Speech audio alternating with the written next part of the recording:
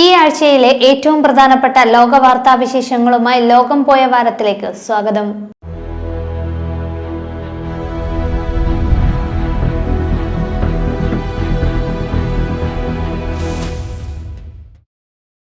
ലോകമെമ്പാടും ഭീഷണിയുയർത്തുന്ന പകർച്ചവ്യാധികൾക്കും വൈറസ് വകഭേദങ്ങൾക്കുമെതിരെ പ്രതിരോധം തീർക്കാൻ സൂപ്പർ ആന്റിജൻ വാക്സിൻ വികസിപ്പിച്ച് ഗവേഷകർ.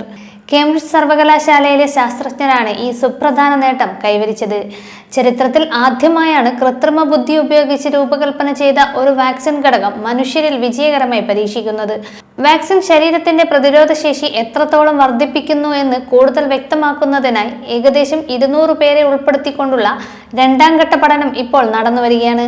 നിലവിലെ കോവിഡ് വകഭേദങ്ങൾക്ക് പുറമെ ഭാവിയിൽ മൃഗങ്ങളിൽ നിന്ന് മനുഷ്യരിലേക്ക് പകരാൻ സാധ്യതയുള്ള വൈറസുകളെ പോലും നേരിടാൻ ഈ വാക്സിൻ സഹായിക്കുമെന്നാണ് ഗവേഷകരുടെ അവകാശവാദം. കോവിഡിന് പുറമെ സീസണൽ ഫ്ലൂ, പക്ഷിപ്പനി, എബോള തുടങ്ങിയ വൈറസുകൾക്കെതിരെ AI ഉപയോഗിച്ചുള്ള വാക്സിൻ പരീക്ഷണങ്ങൾ മൃഗങ്ങളിൽ വിജയകരമായി നടക്കുന്നുണ്ടെന്ന് അധികൃതർ അറിയിച്ചു. വാക്സിൻ നിർമ്മാണ രംഗത്ത് AI സാങ്കേതികവിദ്യ വലിയൊരു കുതിച്ചുചാട്ടമാണെന്നും ഭാവിയിലെ മഹാമാരികളെ മുൻകൂട്ടി കണ്ട് പ്രതിരോധിക്കാൻ ഇത് സഹായിക്കുമെന്നുമാണ് ശാസ്ത്രലോകത്തിന്റെ വിലയിരുത്തൽ.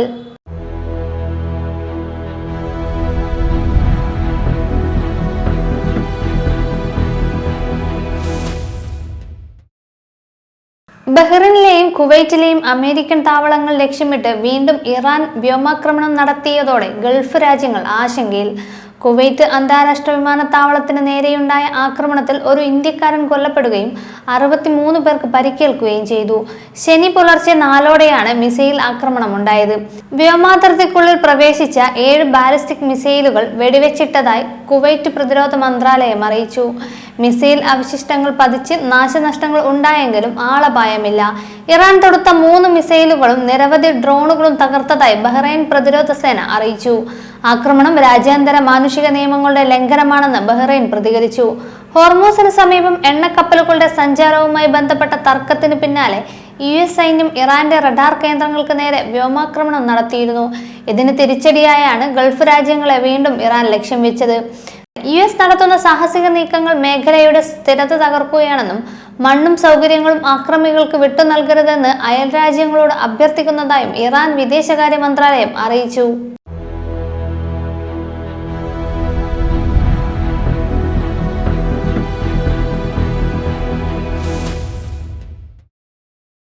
AI ഉപയോഗം കൂടുന്നതോടെ ഡാറ്റാ സെന്ററുകളുടെ വെള്ളത്തിന്റെയും ഊർജത്തിന്റെയും ഉപയോഗം മലിനീകരണവും അടുത്ത 4 വർഷത്തിനകം ഇരട്ടിയാകുമെന്ന് ഐക്യരാഷ്ട്ര സംഘടനയുടെ യൂണിവേഴ്സിറ്റി റിപ്പോർട്ട്.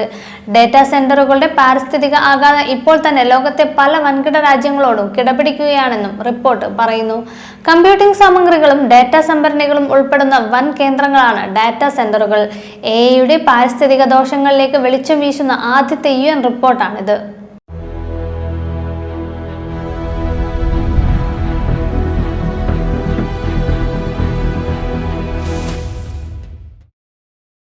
അന്താരാഷ്ട്ര ബഹിരാകാശ നിലയത്തിൽ വീണ്ടും വായു ചോർച്ച കണ്ടെത്തിയതിനെ തുടർന്ന് നാസ അടിയന്തര ജാഗ്രതാ നിർദ്ദേശം നൽകി.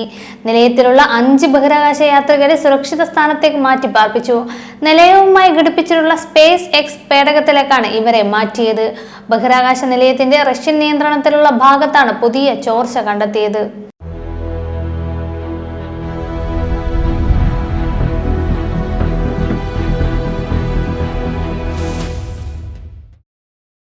ലോകം പോയ വാരത്തിലൂടെ വീണ്ടും കാണും വരെ നമസ്കാരം.